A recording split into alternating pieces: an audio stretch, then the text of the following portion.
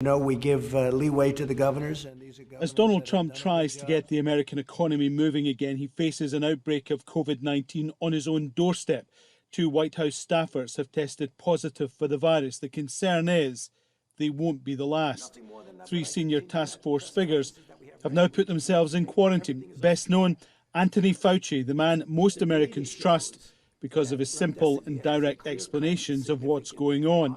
The director of the Centre for Disease Control, Robert Redfield, and the head of the Food and Drug Administration, Stephen Hahn, are also impacted. Yeah, no, that's right. One of President Trump's top economists admits those in the White House are worried. This is a very, very scary virus, that people are going to go back to work and they're going to be worried about things. And it's going to take a while for things to get back to normal, absolutely. This is a preview of what may lay ahead for many getting back to work. At this building site in Washington, D.C., there are now temperature checks, hand washing stations and more protective gear.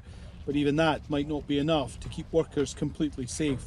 For the most part, we enforce social distancing, but as you can see, there's guys who cannot, per their job or per task. It's just not possible 100% of the time.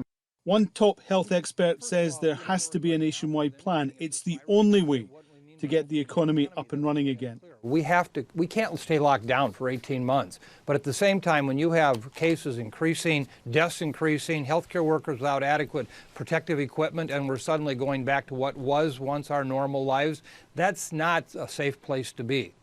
As states ease restrictions, some are facing a surge in cases.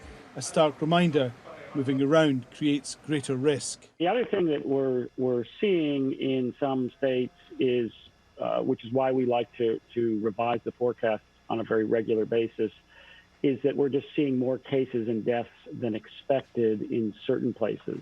Donald Trump sees a strong economy as the key to his re-election, but a quieter West Wing at the White House will serve as a reminder this week. He still has a long way to go.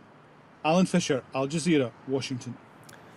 Rina Shah is a political advisor, conservative commentator and chief executive of Bloom Global Partners. Joins me now via Skype from Washington, D.C. Good to have you with us on the programme again, Rina. A valet, a press secretary, 3 senior medical advisors to the White House in isolation or quarantined, and the president thinks that it's all good. What's the message to the people of America then at the moment? Well, the message is that the White House certainly has no clue what it's doing. And I think it's a testament, frankly, to the fact that the White House has not known what kind of waters it's in.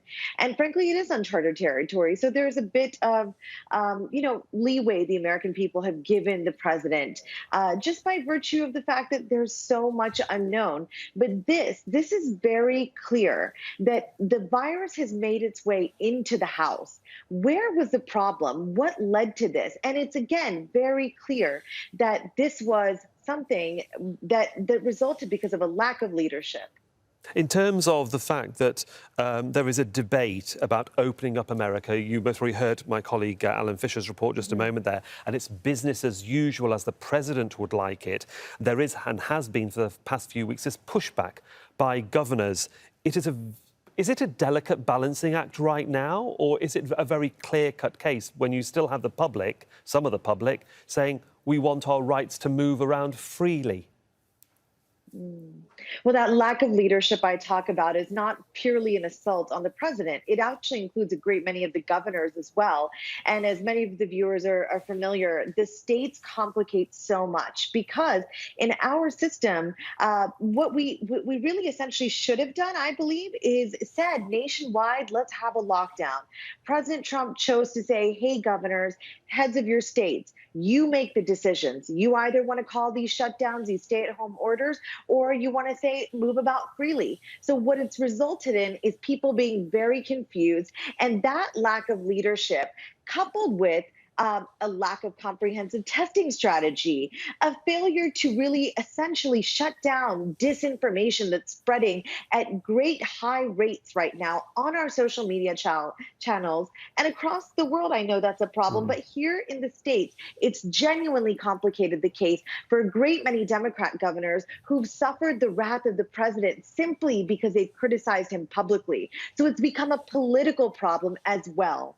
How much of a political problem is it to have 3 senior medical advisors in the White House all self-isolating or withdrawing themselves, you might say, from public life for at least a fortnight or 7 days while they try and sort themselves out? Because the public psyche at the moment in America is we are being advised by our politicians to go back out, to venture back out, either for work or play. And there's a big question mark over whether the public might want to do that regarding their own safety. Well, I should mention that there's no real reliable polling we can look at right now on what percentage of the country wants to remain indoors, and the other one saying, okay, let's just go out there if some of my state is opening up, for example. We don't know that yet. It is certainly very troublesome that the same coronavirus task force that the president just a few days ago publicly let be known that he's thinking about disbanding. Some of those members are now self-quarantining. There's a number of us that thought that this would have happened a few weeks ago, actually. So frankly, it's a bit surprising it's happening right now. But it really, frankly, should come as no surprise because the White House has not taken the social distancing measures that the CDC has long been recommending. I'm talking months now. They have not taken those measures seriously, and to the point where the vice president does not even wear a mask when he goes to facilities that have aged people. So we should not be surprised, and we should expect that chaos will ensue in these next couple weeks, probably, as the White House struggles to find its footing, because the messages right now, they're butting heads. Indeed. Rina Shah, always good to get your opinion. Thanks very much for joining us from Washington, D.C. Thank you. Thank you.